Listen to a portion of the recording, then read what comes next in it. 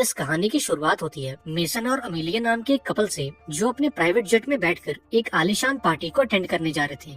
अब बहुत जल्दी ये दोनों उस वेन्यू पर पहुंचे और इस पार्टी को एंजॉय करने लगे। अब थोड़ी देर बाद इन दोनों की मुलाकात परez नाम के एक आदमी से हुई, जो इन लोगों में सबसे अमीर था और इस पार्टी को भी वही होस्ट कर रहा था। यहाँ बातों बातों में मेसन ने बताया कि उसके पास एक कार कलेक्शन है और उसे गाड़ियों का बहुत शौक है। अब ये सुनकर परez भी खुश हो गया, क्योंकि उसे भी गाड़ियों को कलेक्ट करने का काफी शौक था। इसके बाद वो मेसन और अमीलिया को अपने प्राइवेट गैराज में ले गया, ताकि वो इन दोनों को अपनी कार कलेक्शन दिखा सके। यहाँ परez ने इन दोनों को अपनी फेवरेट कार दिखाई, जिसकी कीमत लगभग 200 मिलियन डॉलर्स की थी। अब इस कार को देखकर मेसन और अमीलिया इसके अंदर बैठकर इसे फील करना चाहते थे। अब परez ने भी उनकी इस रिक्वेस्ट को मान लिया और इन्हें गाड़ी में बैठने की परमिशन दे दी। अब गाड़ी में बैठते ही अमीलिया ने लिंक नाम की एक हैकर को सिग्नल दिया और सिग्नल के मिलते ही लिंक ने गैराज की सारी लाइट्स को ऑफ कर दिया और इस बीच मेसन के आदमियों ने परez पर हमला करके उसे जमीन पर गिरा दिया। अब इस मौके का फायदा उठाकर मेसन ने कार को स्टार्ट किया और इसे लेकर यहाँ से फरार हो गया। अब यहाँ ये खुलासा होता है कि मेसन और अमीलिया एक प्रोफेशनल चोर हैं और इनका उस पार्टी में जाने का मकसद सिर्फ इस गाड़ी को चुराना था। इसके बाद इन्होंने इस गाड़ी को एक बड़े से ट्रक में डाला और ये देश छोड़कर भागने लगे। लेकिन इससे पहले कि ये लोग भागने में कामयाब हो पाते, FBI की एक टीम ने इन्हें चेस करना शुरू कर दिया। अब ये देखकर मेसन सोच में पड़ गया कि FBI को उनके प्लान के बारे में कैसे पता चला। पर जैसे ही अमीलिया ने मेसन पर अपनी बंदूक तानी, उसकी सारी कंफ्यूजन फौरन दूर हो गई। अब यहाँ कहानी में एक ट्विस्ट आया और ये खुलासा हुआ कि असल में अमीलिया कोई चोर नहीं, बल्कि एक FBI एजेंट है और उसने मेसन से प्यार का नाटक सिर्फ इसलिए किया था ताकि वो उसे रंगे हाथों पकड़ सके। अब ये जानकर मेसन का दिल टूट गया, क्योंकि वो अमीलिया से बहुत प्यार करता था। लेकिन इसके बावजूद भी उसने अपनी टीम को प्लान बी के लिए बोला और ये ऑर्डर्स मिलते ही उन्होंने अपनी सारी गाड़ियों को नदी में उतार दिया। अब इस प्लान बी के चलते वो उस गाड़ी को तो नहीं चुरा पाए, लेकिन FBI के हाथों पकड़े जाने से बाल बाल बच गए। इसके बाद हम 3 महीने बाद का सीन देखते हैं, जहाँ मेसन ने अब चोरी चकारी छोड़ दी और शहर के बाहर एक आम जिंदगी बिताने लगा। अब एक दिन मेसन का छोटा भाई शॉन उसके पास आया और उसे बताया कि वो एक बैंक में चोरी करने का प्लान बना रहा है और वो मेसन को भी इस प्लान में शामिल करना चाहता है। हालांकि मेसन ने ये कहकर इनकार कर दिया कि अब मैं रिटायर हो चुका हूँ और अब मुझे किसी नए लफड़े में नहीं पड़ना।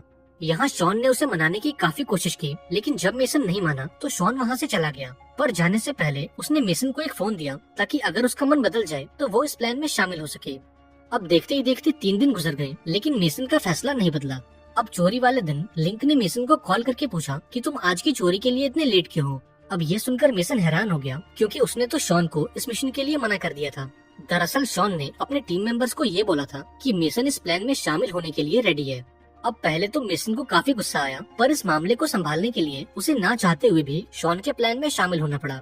वहीं दूसरी ओर हम शॉन को देखते हैं, जो बैंक के बाहर मौजूद एक कॉफी शॉप में बैठा था, क्योंकि उस बैंक का मैनेजर हर दिन उस कॉफी शॉप में कॉफी पीने आता है। अब जैसे ही वो मैनेजर कॉफी शॉप में आया तो शॉन उसके पास गया और उसे बंदूक दिखाकर हॉस्टेज बना लिया। इसके बाद वो मैनेजर को लेकर बैंक में जाने लगा, पर तभी वहाँ पर मेसन आ गया और इन्हें अंदर जाने से रोक लिया।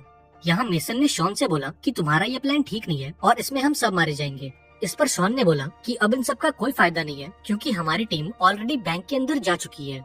इसके बाद ये तीनों बैंक में गए, जहाँ मेसन ने देखा कि उसकी टीम के सभी लोग भेस बदलकर आम लोगों में घुल मिल चुके थे।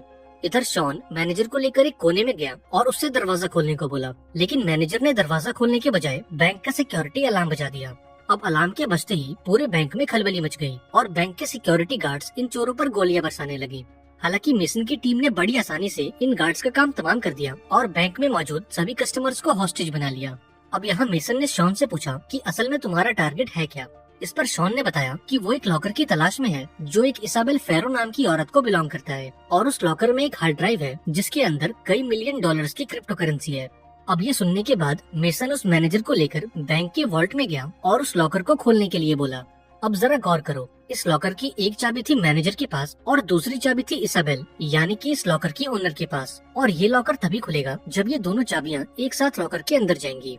अब कहानी में ट्विस्ट ये था कि शॉन को उस दूसरी चाबी के बारे में घंटा पता नहीं था और ये भाई साहब अपनी पूरी गैंग लेकर बैंक में चोरी करने घुस आए थे। अब जब मेसन को ये बात पता लगी तो उसे शॉन पर काफी गुस्सा आया।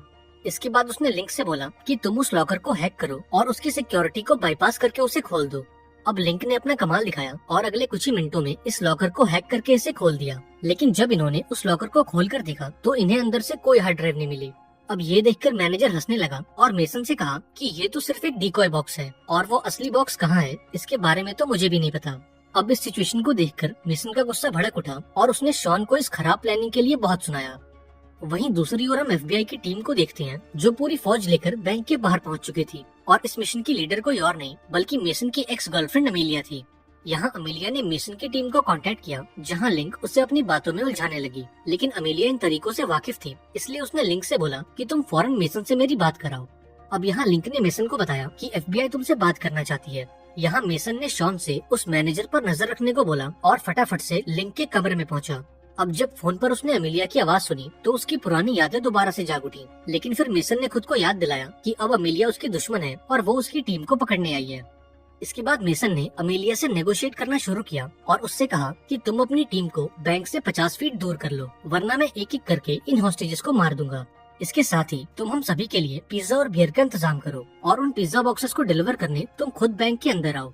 अब अमीलिया ने इस डिमांड को मान लिया, लेकिन इसके बदले में उसने मेसन से 2 लोगों की रिहाई मांगी और मेसन ने भी बिना आनाकानी किए उसकी इस डिमांड को मान लिया।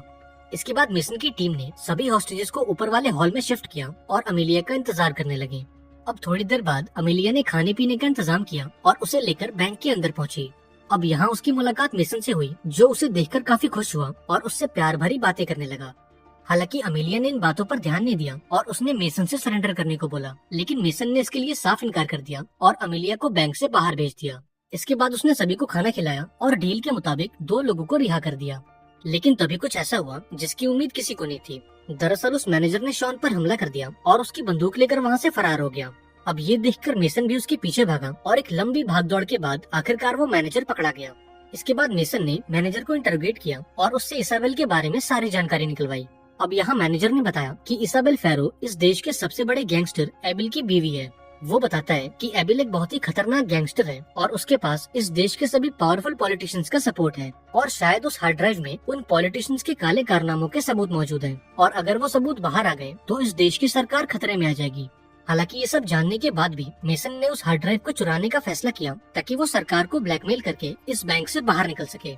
वहीं बैंक के बाहर एक गाड़ी आकर रुकी जिसमें कोई और नहीं बल्कि एबिल का लॉयर मौजूद था। यहाँ उसने अमीलिया को ऑर्डर दिया कि अगर अगले 1 घंटे में तुम्हारी टीम ने उन चोरों को नहीं पकड़ा तो यूएस आर्मी इस बैंक पर हमला कर देगी। अब अमीलिया को समझ नहीं आया कि उसे ऑर्डर देने वाला ये आदमी असल में था कौन। अब उसने इस बारे में अपने सुपरवाइजर से बात की जहाँ उसे पता चला कि उस बंदे का नाम एलेक्स है और वो एबिल का वकील है। यहाँ सुपरवाइजर ने अमीलिया को बताया कि एबिल के पास इस देश के सभी पावरफुल पॉलिटिशियंस का सपोर्ट है और इसलिए हम इस मामले में कुछ नहीं कर सकते। वो अमीलिया से कहता है कि तुम जल्द से जल्द उन चोरों को बैंक से बाहर निकालने की कोशिश करो, क्योंकि अगर एक बार यूएस आर्मी बैंक के अंदर चली गई तो उन चोरों के साथ साथ बहुत से हॉस्टेज भी मारे जाएंगे। वहीं दूसरी ओर मेसन और उसकी टीम ने लॉकर रूम की दीवार को तोड़ना शुरू किया क्योंकि उन्हें उम्मीद थी कि बैंक ने इसाबेल फैरो का वॉल्ट किसी सीक्रेट रूम में छुपा रखा होगा। पर जैसे ही वो एक दीवार को तोड़ते उनके सामने एक और दीवार आ जाती। वहीं दूसरी तरफ यूएस आर्मी ने बैंक को चारों तरफ से घेर लिया और अंदर घुसने की तैयारी करने लगे।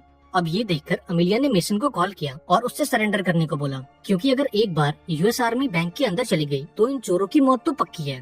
अब मेसन ने अमीलिया से बोला कि तुम मीडिया में ये बात लीक कर दो कि यूएस आर्मी बैंक पर हमला करने वाली है, क्योंकि अगर एक बार मीडिया बैंक के बाहर आ गई तो यूएस आर्मी कोई एक्शन नहीं ले पाएगी।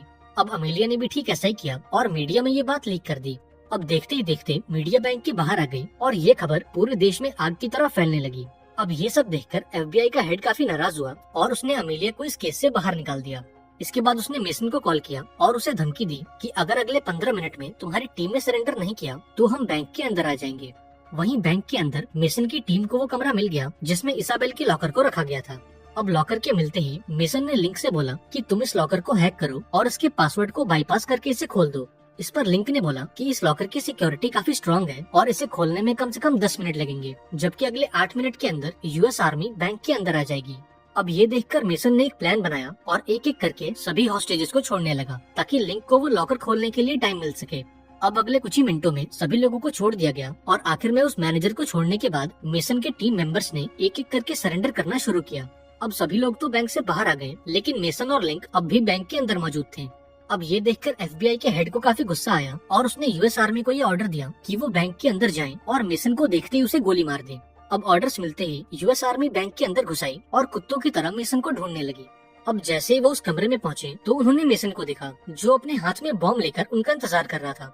अब अभी ये लोग कुछ सोच पाते उससे पहले एक धमाका हुआ और मेसन समेत यूएस आर्मी के सभी सोल्जर्स भी मारे गए और इस तरह से शॉन की इस खराब प्लानिंग के चलते मेसन को अपनी जान गंवानी पड़ी। अगर आपको भी ऐसा ही लगता है तो जरा वेट करो, क्योंकि अब कहानी में एक बहुत बड़ा ट्विस्ट आने वाला है। अब इस घटना के कुछ महीनों बाद अमेलिया ने एफबीआई से रिजाइन कर दिया, क्योंकि वो इन करप्ट लोगों के साथ काम नहीं करना चाहती थी। अब इस रेजिग्नेशन के बाद वो अपनी छुट्टियां मनाने के लिए एक प्राइवेट आइलैंड पर गई, जहां मेसन पहले से उसका इंतजार कर रहा था। अब यहाँ ये खुलासा होता है कि मेसन और अमेलिया शुरू से ही एक ही टीम में थे और इन दोनों ने जानबूझकर परस की उस कार वाली चोरी को फेल किया था, ताकि एफबीआई को अमेलिया पर यकीन हो सके। इसके बाद ये कहानी फ्लैशबैक में जाती है और हम उस धमाके से कुछ देर पहले की कहानी देखते हैं। अब जब यूएस आर्मी बैंक के अंदर आई तो मेसन ने उनसे एक डिमांड की कि वो एबिल के वकील एलेक्स से मिलना चाहता है। अब ना चाहते हुए भी उन्हें मेसन की ये डिमांड माननी पड़ी, क्योंकि वो सारे सबूत अब भी मेसन के पास ही थे। अब थोड़ी देर बाद एलेक्स मेसन से मिलने पहुंचा, जहां मेसन उसे धमकी देते हुए बोला कि अगर तुमने मेरे अकाउंट में $500 मिलियन नहीं डाले तो मैं इन सारे सबूतों को पब्लिक कर दूंगा। इसके साथ ही तुम्हें मुझे और मेरी टीम को एक नई पहचान देनी होगी, ताकि हम उस नए नाम के साथ एक नई जिंदगी शुरू कर सकें। अब चूंकि एबिल की गर्दन मेसन के हाथों में थी, इसलिए उसने मेसन की सभी डिमांड्स को मान लिया। इसके बाद बैंक में एक फर्जी धमाका किया गया, ताकि लोगों को लगे कि मेसन इस धमाके में मर चुका है। वहीं दूसरी ओर हम मेसन और अमेलिया को देखते हैं, जिन्होंने अब चोरी चकारी छोड़ दी और एक नई पहचान के साथ एक नई जिंदगी शुरू की। आई होप आपको आज की कहानी पसंद आई होगी। अगर आपको ये वीडियो अच्छी लगी हो तो इसे लाइक कर देना और चैनल को सब्सक्राइब करके कमेंट में एक प्यारा सा मैसेज छोड़ देना। मिलते हैं अगली वीडियो में, पर तब तक के लिए आप सभी को हैप्पी न्यू ईयर।